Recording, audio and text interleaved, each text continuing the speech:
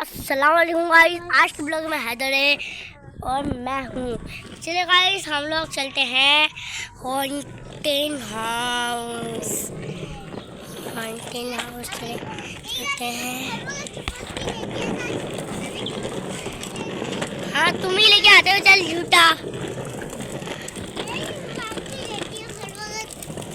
سین دیکھ رہے haunting house ہو چکا ہے. چلے گائز گاڑی پارک کرتے ہیں. آپ دیکھیں گائز آپ کرتے ہم نے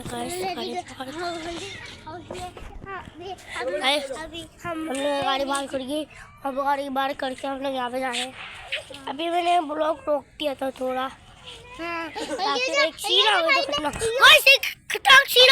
ابھی میں بلاگ کو گائز میں آپ کو وہ سین نہیں دکھا سکتا تھا.